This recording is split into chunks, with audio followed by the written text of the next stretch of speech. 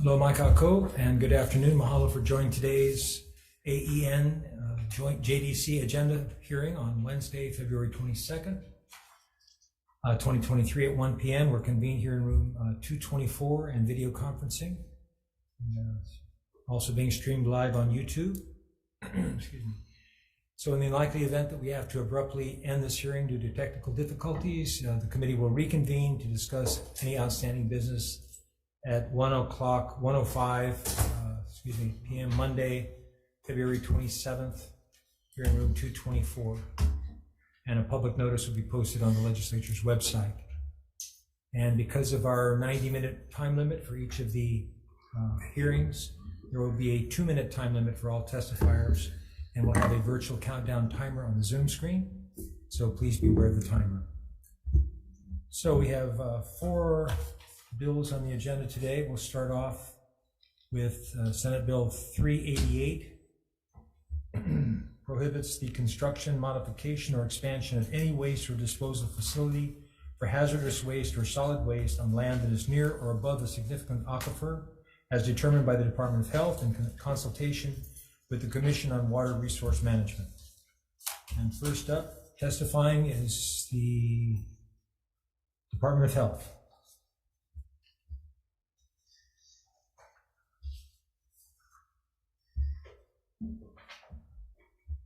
Good afternoon, Chair Gabbard and Rhodes, Senator Elefante, and Senator Richards. My name is Gaudencio Lopez. I'm with the Department of Health Safe Drinking Water Branch. The department stands behind our written testimony, offering comments. Be available for any questions. Thank you, Mr. Lopez. Thank you. Next is Ernie Lau from Board of Water Supply.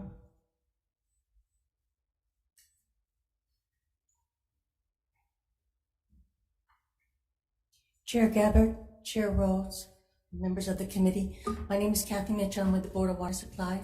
The Board of Water Supply strongly supports Senate Bill 388.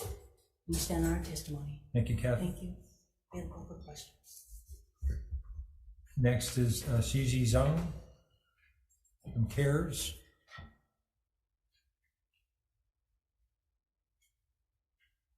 Anyone else wishing to testify on this measure? Okay, members, any questions? Yes.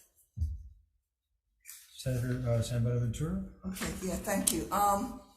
The Department of Health testify? Could you come on up here? I believe one of your concerns is the unintended consequences, especially since the watershed is huge.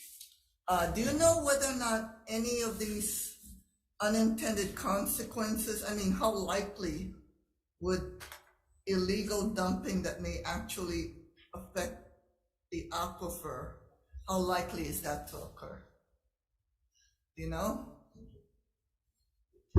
Good afternoon, this is Lene Ichinotsubo, the Solid and Hazardous Waste Manager at the Department of Health.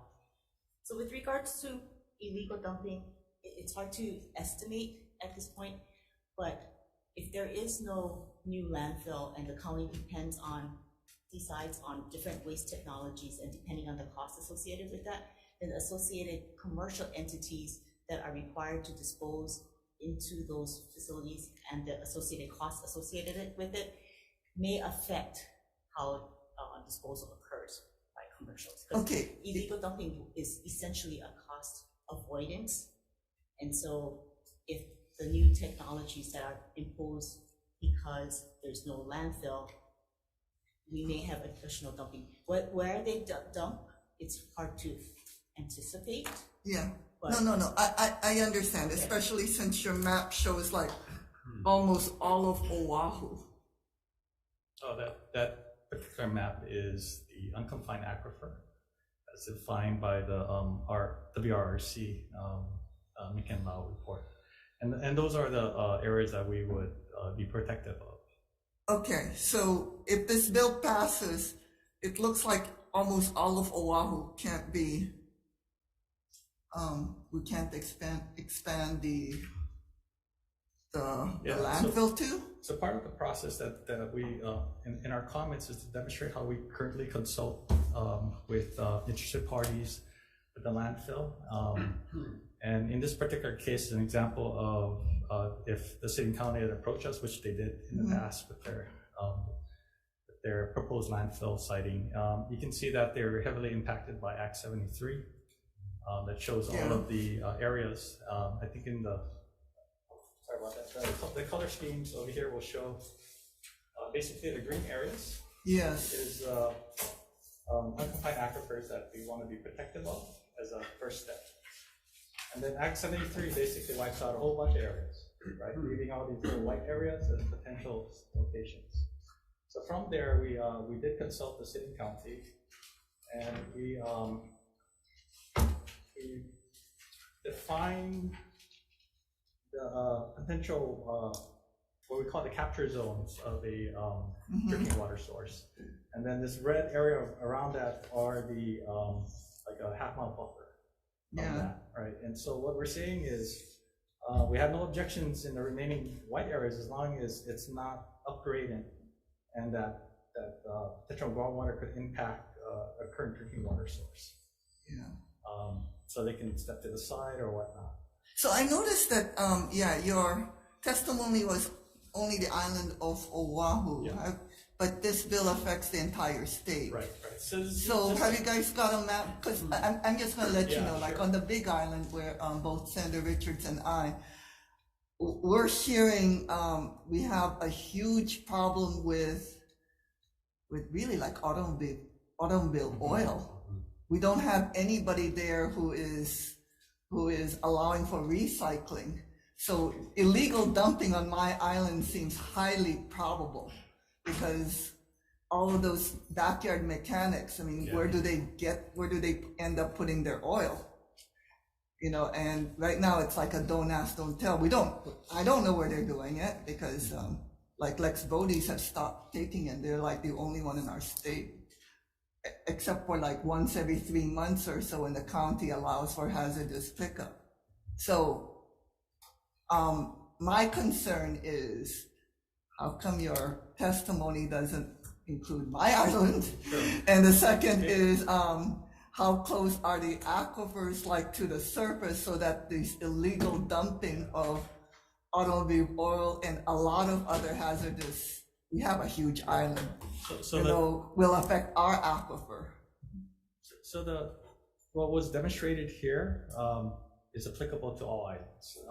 It's just that the city and county is recently going through the act of trying to site a landfill, so they've already done this research and basically snapshots of their research, right? The other counties, when they site their landfills, will have to do a similar exercise, applying all the restrictions of Act 73 to it before we can kind of carve out where the available areas would be. I don't think the Big Island at this point or the other counties are in a position or have done this type of things, but they would be in a similar situation.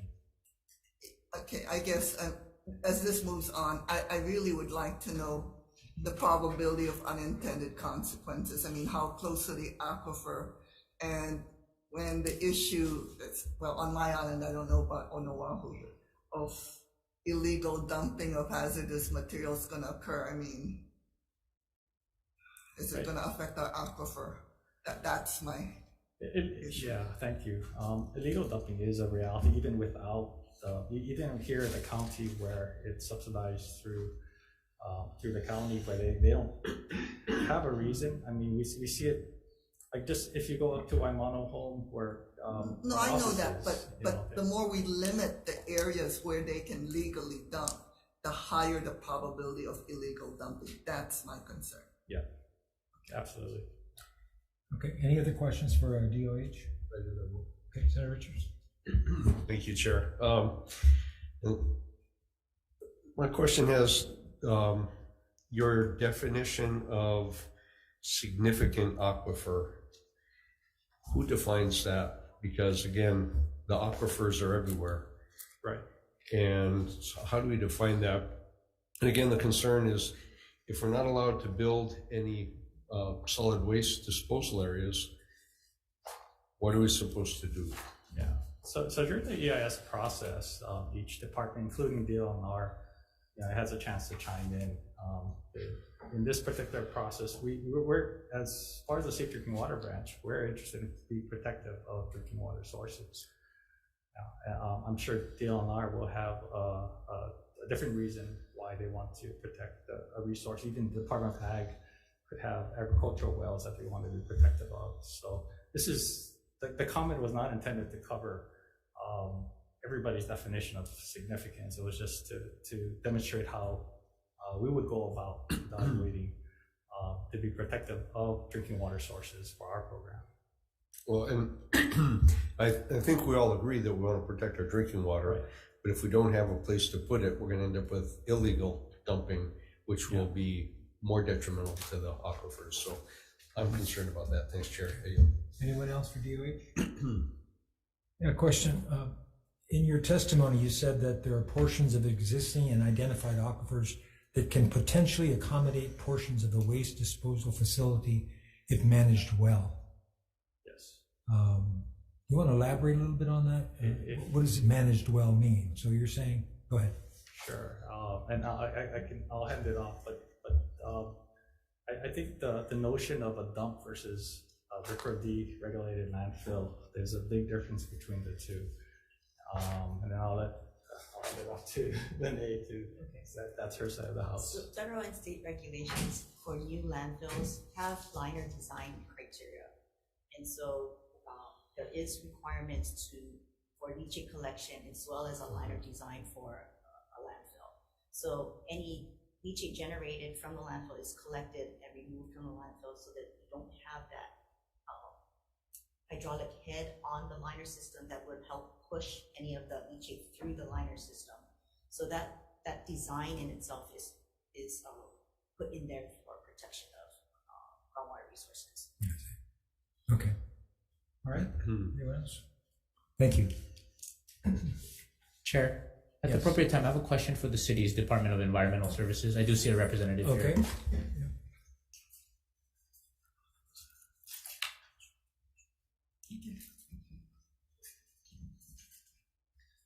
Good afternoon, chairs, committee members. Mike O'Keefe with the city's Department of Environmental Services. Hi, Deputy Director O'Keefe. Nice to see you across the street here in the Square building. A couple of follow-up questions I have. Can you provide to this committee and the public where we are in terms of the current capacity and timeline we have with our current landfill at Waimanalo Gulch? Sure. So at current waste generation rates, the landfill, without any additional significant modifications, can continue to receive waste until approximately 2035, 2036. And then with this proposal in front of us here today in this bill, I did read your testimony. I know you had some concerns with some of the language in there. But would this impact, say, for instance, if the city weren't able to select a site that's suitable based on what's in statute, would this measure impact you further from if the Land Use Commission or Department of Health were to grant you an expansion currently at Waimanalo Gulch? It could impact us, is the short answer to the question. Right now, we're in the process of trying to locate a proposed landfill site that's outside above the aquifer. That's a very challenging thing proving to be a very challenging thing to do. If we're not able to do that, we might have to go closer to the aquifer, but it's yet to be determined. But ultimately, if we can't find it and a landfill site in the coastal areas of Oahu, more inland is where you start to go over the aquifer, and that's where the landfill could be close to ending up. Okay, thank you, Deputy Director O'Keefe. Thank you, Chair. Thank you. Okay, moving on to the next measure, SB 773, relating to water pollution. Requires a landowner in possession of 10,000 or more acres to be liable for damages and fines arising from runoff originating on the land and entering into state waters or onto state lands.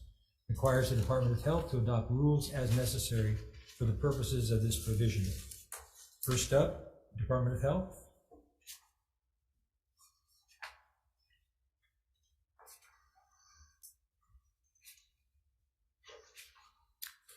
Yeah, good afternoon, Chair, Vice Chair, and committee members. My name is Scott Miyashiro. I'm with the Department of Health Clean Water Branch. The Department of Health stands on our written testimony offering comments. Thank you for the opportunity to testify, and I'm available to answer any questions later. Thank you.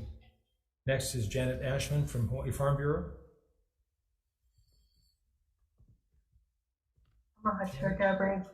I'm here. Can you hear me? Yes. Thank you. Chair Gabbard and Rhodes and Vice Chair Richards and members of the committees, I apologize. I'm not able to participate by video, only by audio, and I hope that's okay. That's fine. Thank you. As I said, I'm Janet Ashman. I'm speaking on behalf of the Hawaii Farm Bureau, and Brian Miyamoto apologizes for not being able to provide testimony today. I'd also like to stand on my written testimony, our written testimony, but with a few comments. This area of runoff is a very complicated area, and it seems like this bill doesn't take into account what is already in place in the laws and the regulations on the books in Hawaii. For example, the statute 342E, which would be the appropriate place to put something like this for non-point source runoff, rather than a point source like from a factory, something like that. Also, under the Department of Health, the Hawaii Administrative Rules 11-56 was just passed about a year and a half ago, and that addresses runoff, and it doesn't distinguish between runoff from agriculture. For example, this bill identifies runoff differently. It defines it differently as only from agriculture, which we find troubling. The new program that is being put into place under the Department of Health, and I'm sure they can elaborate on this, is the Surface Water Protection Branch program. And it's based on decades of work by both federal and state government on how best to control non-point source pollution and runoff. That stems from the decades-old Coastal Zone Management Act. And as I said, Janet, your time's up. Thank you very much for your testimony. testimony. Janet, thank you very much for your testimony. Thank you. Thank you. Next is Angela Cizong.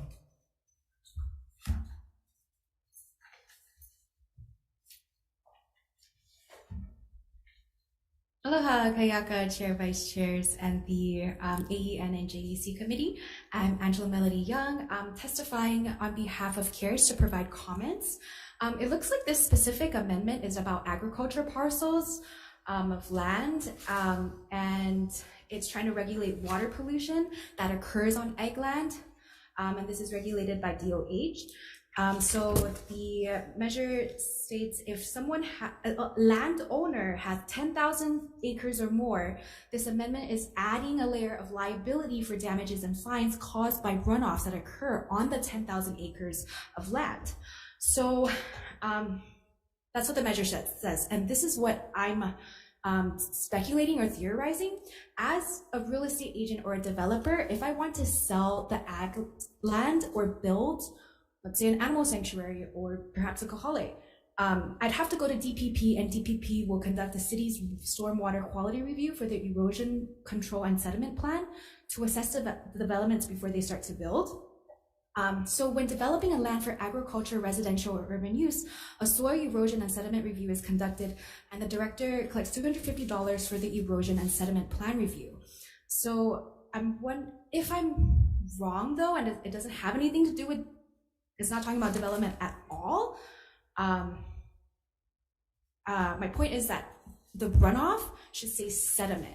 It shouldn't just say runoff, because it has to do with agriculture and land use, right?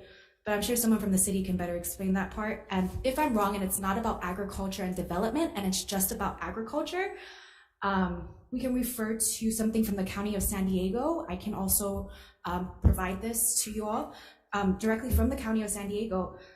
They just within the agriculture industry for farmers and ranchers, they reduce erosion and sedimentation by applying management measures. Angela, So your time's up. Thank you very much for so your it should testimony. say sediment instead of just runoff. Wow. Thank you. Anyone else wishing to testify on this measure? Members, questions? We don't have Farm Bureau, huh? Okay, Question?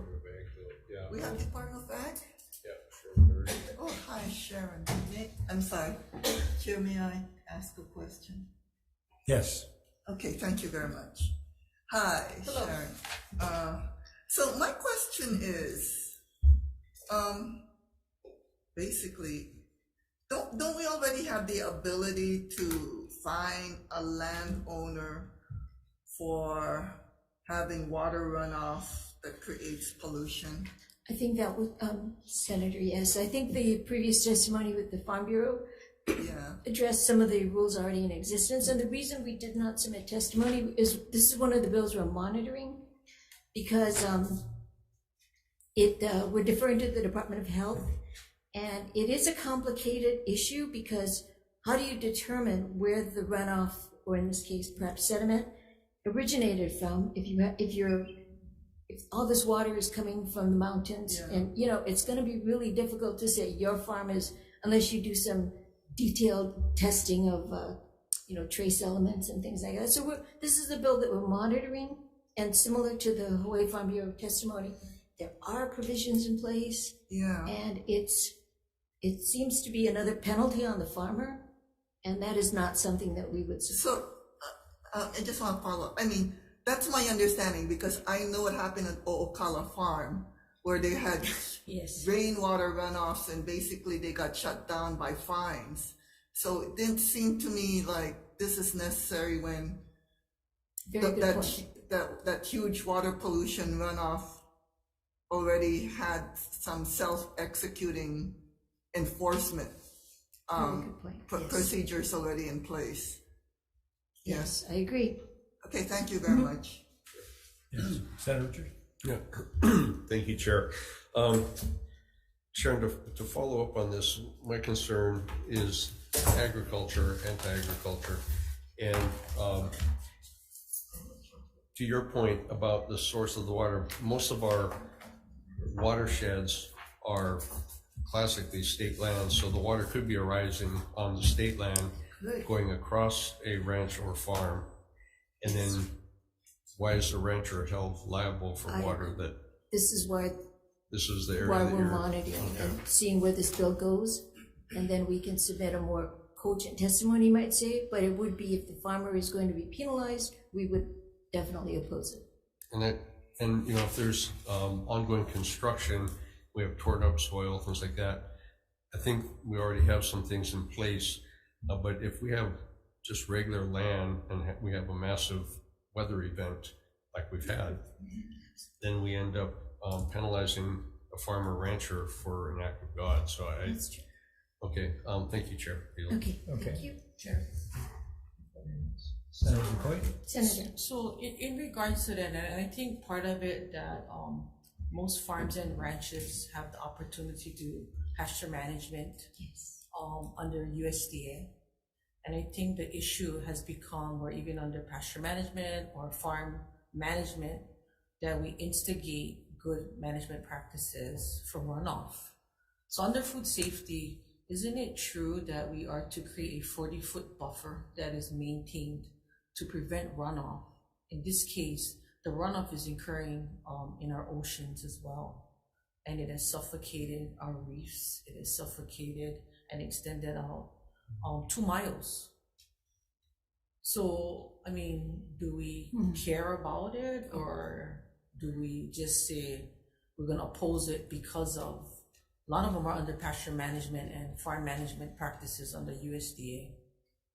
We're not opposing it, and certainly pollution in the ocean is a concern. What we're monitoring is the penalties. Where is the responsibility going to lie with the runoff? And if it is with the farmer, then we will submit opposition. But I do have, maybe I can look at Brian and see if he has something to say. So I think you guys have a land management individual that goes out and That would be Brian. yeah. So if Brian, yeah, I think Linda does site visits, right? Yes.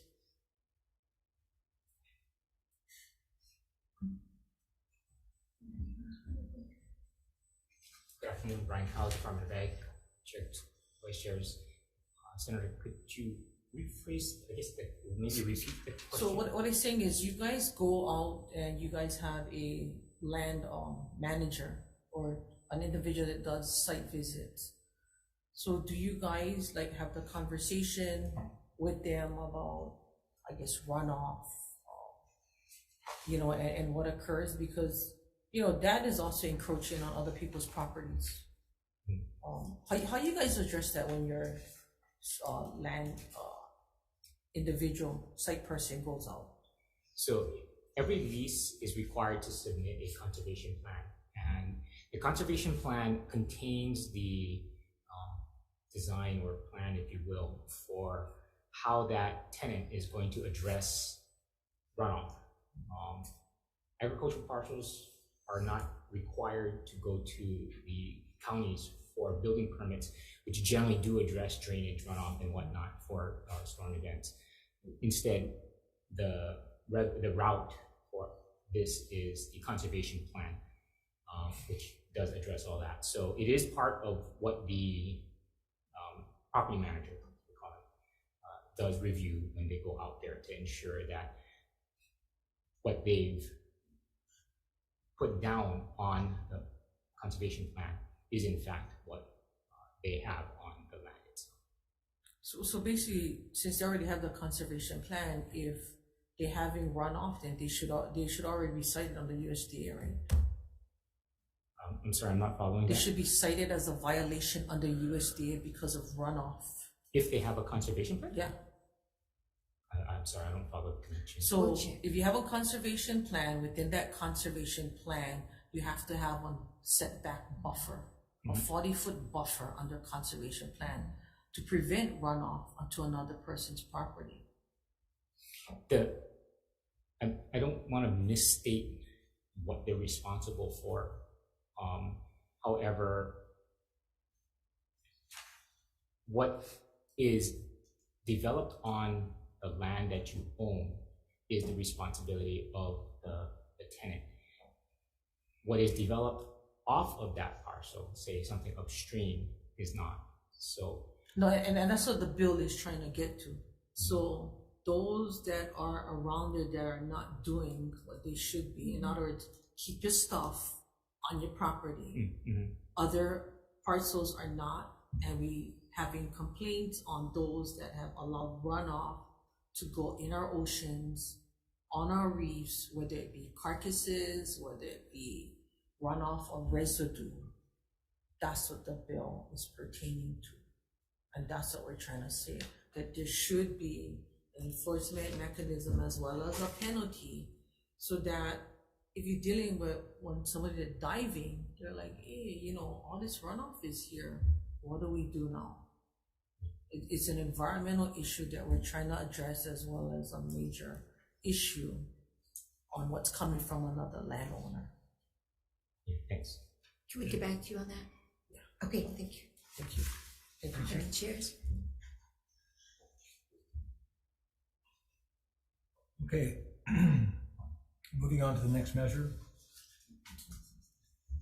SB 788, relating to vegetative burning, prohibits the Department of Health from issuing permits for commercial burning of green waste products in residential areas or within 1,000 feet of a residential property. First up is Department of Health.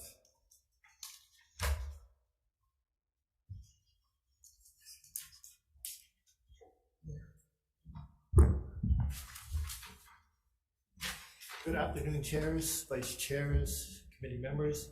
My name is Barry Ching. I'm with the Clean Air Branch. The department stands on its written testimony offering comments, and I'm here to answer any questions. Thank you, Mayor. Department of Ag.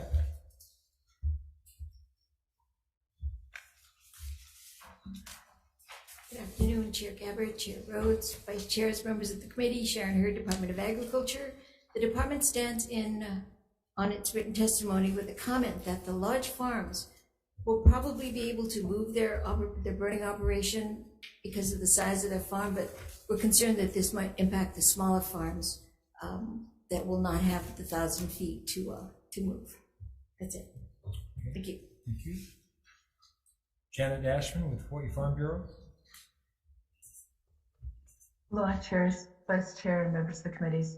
I'm Janet Ashman with the Farm Bureau, Hawaii Farm Bureau. Like the previous bill, the Department of Health currently and for a long time has had a comprehensive program to regulate agricultural burning. And that process is long and somewhat rigorous in terms of how the farmers approach it, especially small farmers. They have to submit a long application. There is a review process by the Department of Health. They do a site visit. There's enforcement. It's very strict as far as what they can burn, when they can burn, how they can burn, and when they have to stop the burn if there's any complaint from a neighboring residence. But this bill, the way it's written, it doesn't seem to take into account that program at all. And we're concerned because even a farmer's own residence could be within 1,000 feet of the burn. So he wouldn't be able to burn on his own property if his house is within 1,000 feet. We don't really understand, I think, the bill itself, and we think that the Department of Health program does cover that. Thank you. Thank you, Janet. Angela, Jean?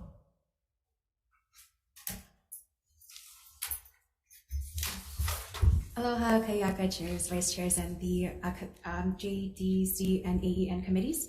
Angela Melody Young testifying to provide comments for SB 788. The purpose of this act is to prohibit permitting for commercial burning of green waste within residential areas. And it is a preventative measure for air pollution as per the Clean Air Act. So green waste as defined by the city is waste that goes into the green cart, including grass, leaves, branches, hedges, fruit, vegetables, and Christmas trees. So the EPA sets national ambient air quality standards for air pollutants. So state and local governments that do not meet the EPA standards must develop implementation plans outlining how they will address emissions.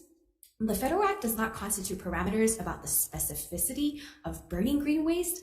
It just sets a goal about emission standards that we should reach for.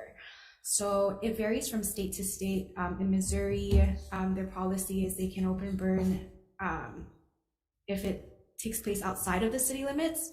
And then in Florida, it seems like they have to contact the Florida Forest Service regarding the planned burning activity. So I was wondering what the author's intention was, and I did get to speak with Senator Decoy. Thank you so much for the comments about the intention. What is the intention of the measure? And she said that it was because the farm burning was affecting the schools, and so perhaps it should be for consideration that not just residential areas should be included in the measure, but also schools. And also another thing CARES would like to add is it does not clarify if it's fine particulate matters, PM 2.5, which is a scientific name. It'd be helpful to know if that was the intention to address PM 2.5 because the EPA regulates air pollutants referring to the scientific name. Thank you, Angela. Your time's up. Thank you for the opportunity to testify. Thank you. Anyone else wishing to testify on this measure? There were 18 in opposition, 4 in support, and 2 with comments. Members, any questions? Question. Senator Department of Decoy? Health. Department of Health. So, They left. so Janet. Oh, no, there's one. Okay.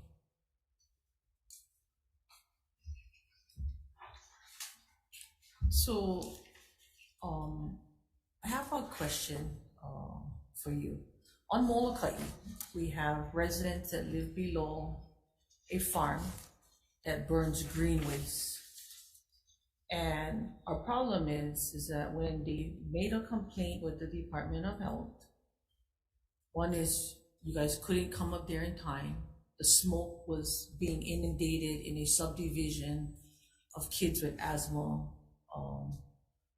kupuna, and they were right across the street and they were told, sorry, we cannot get on flight to Molokai So at this time, we're gonna just like let it go. In the meantime, these individuals and the school that was there were being subjected to smoke. So if you guys not there to look at it, then what do? And it wasn't in particular just to farms in general, but the fact that they were given permits, they were given a permit by the fire department, and we had numerous complaints by that subdivision.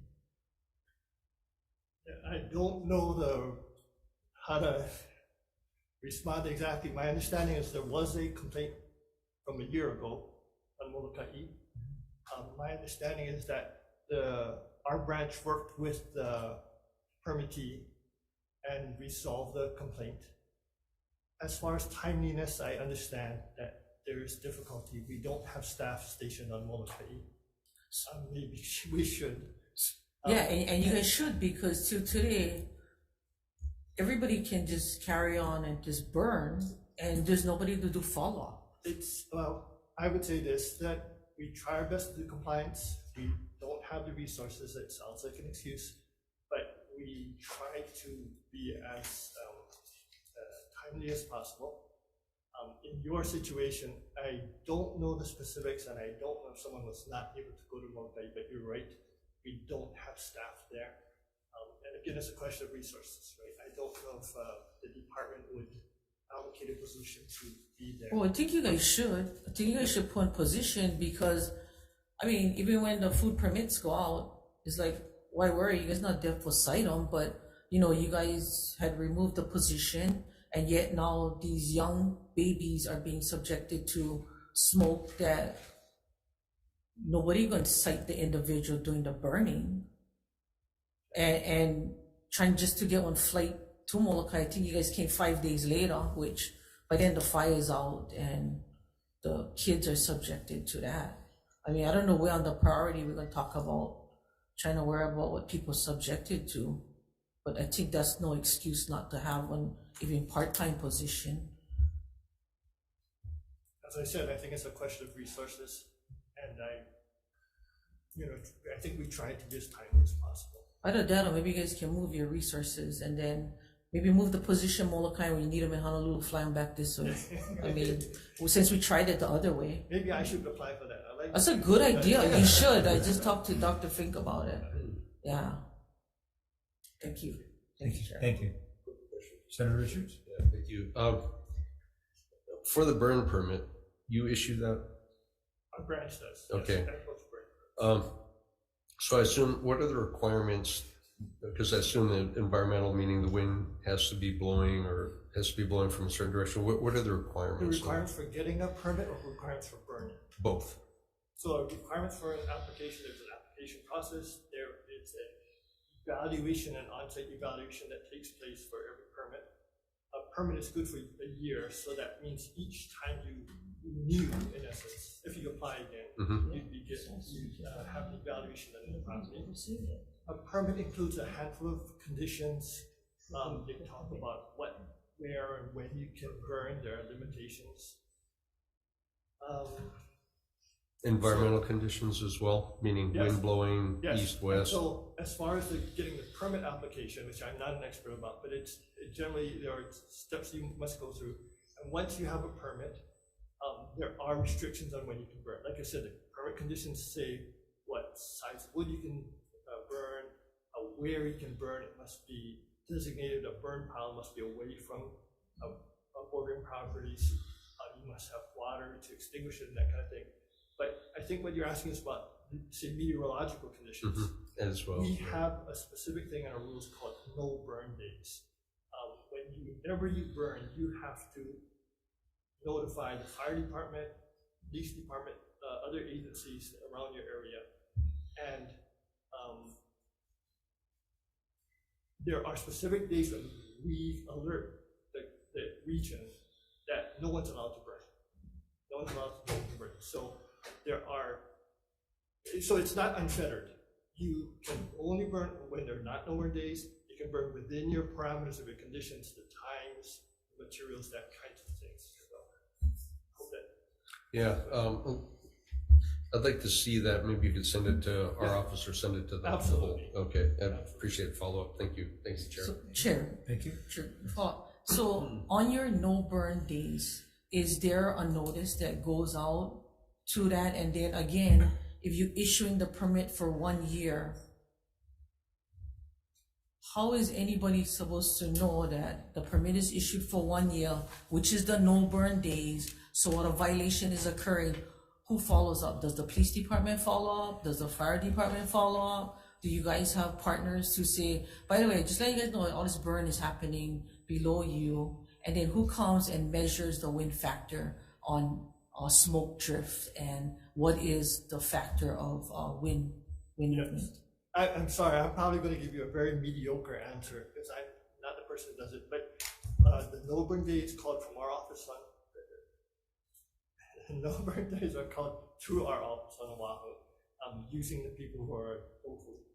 They would notify the fire departments, and so the fire departments know that there are no burn days. The permittees would know that they're not good.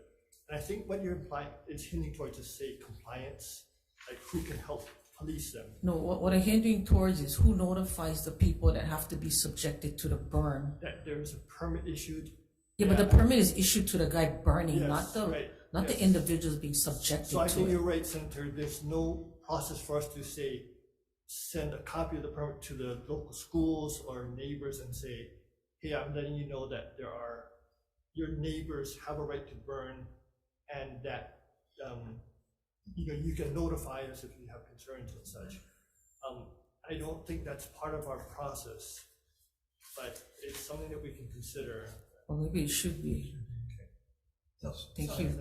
So I want to follow up on that because it sounds like this permitting is based upon administrative rules so my question is, how often do you folks look into updating your administrative rules? And I guess the second is it community based? Because apparently in Senator DeCoit's community, that is a huge issue. In my community, it's not so much a huge issue. In fact, I think I know who the opposition in all of these letters, in all of these testimonies, probably majority of it is from my island. So is it, when you folks issue the permits, is it based upon administrative rules, and how often is that updated? So it is written in administrative rules. It's not a statute, I believe. And as far as how often we review our administrative rules regularly, it takes some time. I know for a fact that open burning in general, which includes agricultural burning, is updated often. It's something, as Senator quite obvious, you can see, it's not something that's simple. It's not a black and white answer, right? There's not a simple solution for this. You're balancing allowing people to dispose a certain way with protecting the environment and public health. And so the administrative rules do get updated often. We are in the process of updating them now. And often is what, annually, No, biannually, biannually? I shouldn't make jokes about how slow the bureaucracy works, but we regularly look at it. It's not annual. It's whenever we count certain things, and sometimes there are. So whenever the governor changes? No, it's not the governor. Okay. It's whenever we can. So we could do one annually if we wished. And it does involve community. Okay. It does have community and input. part of the public notice, public comment process.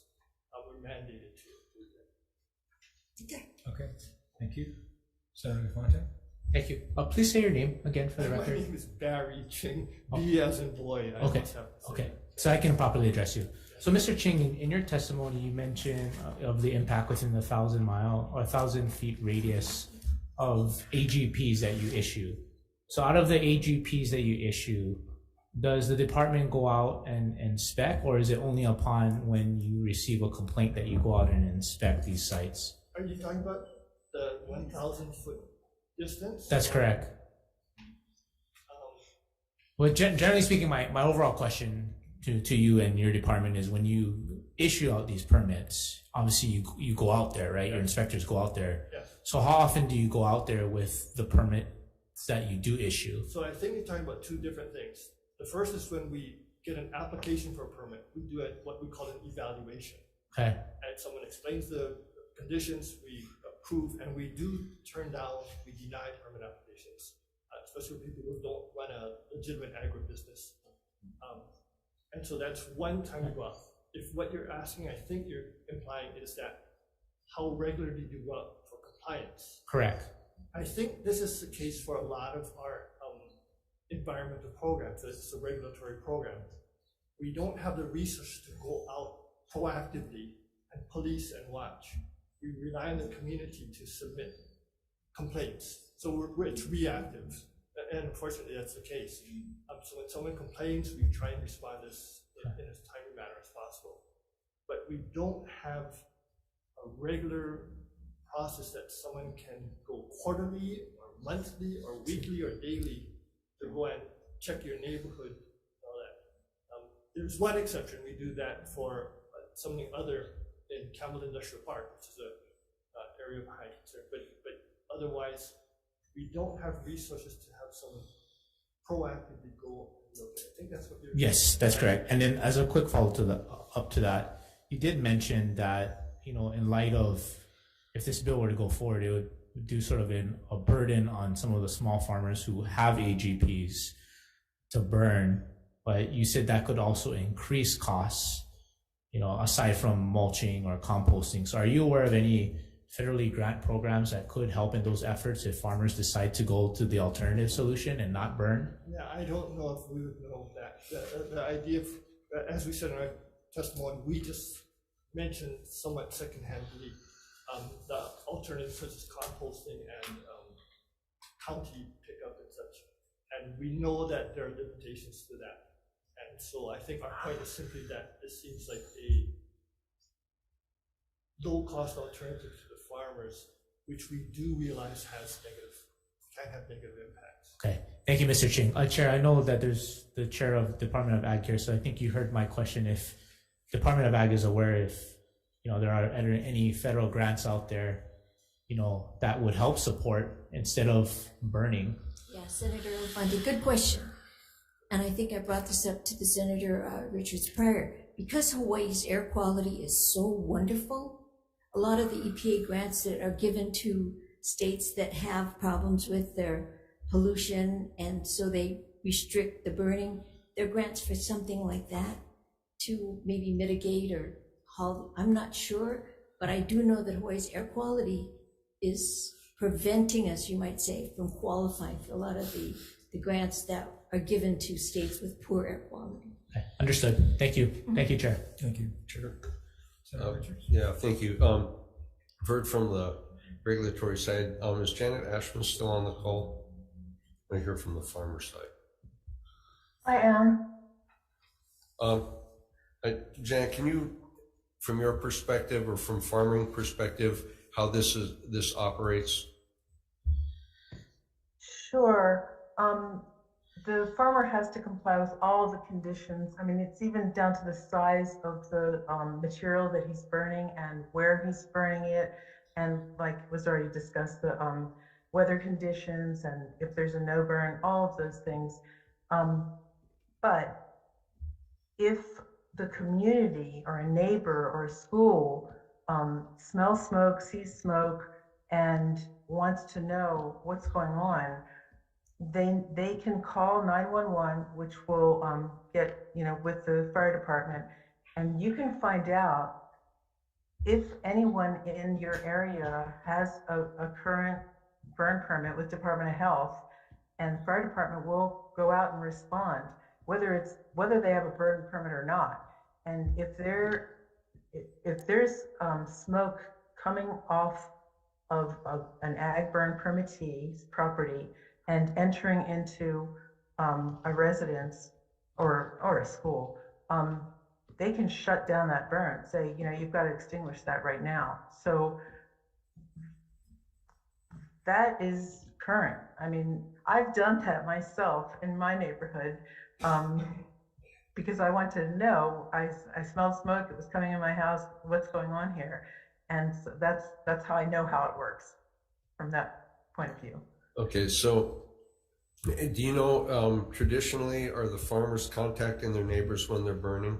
I can see in big land tract, probably not, but in smaller, more rural and residential areas, are they contacting neighbors? Is that part of the permitting they typically do, or good neighbors? I think individuals may be doing that know, their neighbors, but I don't know that every one of them is doing that. I kind of doubt it. And with urban encroachment and more people in the rural areas where, it just used to be farms and lots are smaller now and there's much more residents, I doubt that that's happening, and there's going to be conflict with agriculture, and that's why, these things arise. But I think some people do notify, and I think it's in farmers' own interest to make sure that they comply, and if they see the wind shifts and they're intruding upon a neighbor, they should put it out. And the ones that I've spoken to over the years do that. But if you've got some bad actors, then there needs to be enforcement. And Clean Air Branch, I know them to have enforced before. I don't know how many complaints they get every year and how extent the problem is, but I know they have the authority to do it. All right, thank you, Chair. Okay, we're going to take a brief recess for some decision making that we're with the joint with JDC. We'll be right back.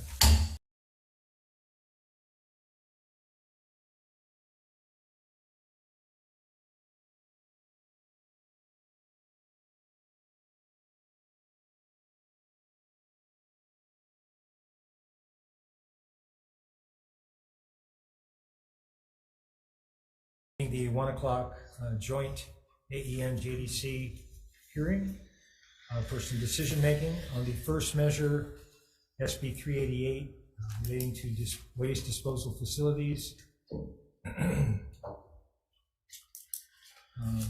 Chairs have conferred, and the chair's recommendation for AEN will be to pass as is. Any discussion? Chair votes aye. Vice Chair? Thank you, Chair. Vice Chair votes with reservations. Senator DeCoit? Aye. Senator Rhodes? Aye. Senator Awa? Aye. Chair, you have 5 in favor. Thank you, members. Motion is adopted. Recommendation for JDC is the same. Senator Elefante is going to tell me to take the vote for us today. Questions or concerns? Senator Elefante. Okay, Chair's recommendation is to pass SB 388 as is. Chair Rhodes. Aye. Vice Chair Gabbard. Aye. Senator Elefante votes aye. Senator San Buenaventura. Senator Awa. Aye. Mr. Chair, the measure passes. Okay, and then the other two measures, SB that we're doing joint AEN's JDC as SB 773 and SB 788. We need some more time on these two measures, so we're going to defer decision making until Monday, February 27th, 2023 at 1:05 p.m. here in room 224. So we'll adjourn the joint.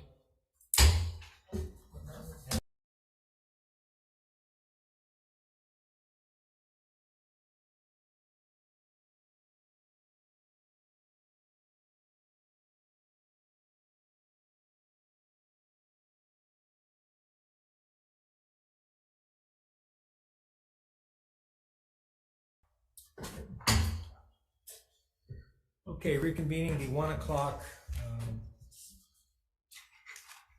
hearing with, not just with AEN, we have one bill left on the agenda, the 1 o'clock agenda. It's SB 831, relating to the Department of Ag, grants the Department of Ag the statutory power to own land property for immediate or future use. And first up is Department of Ag.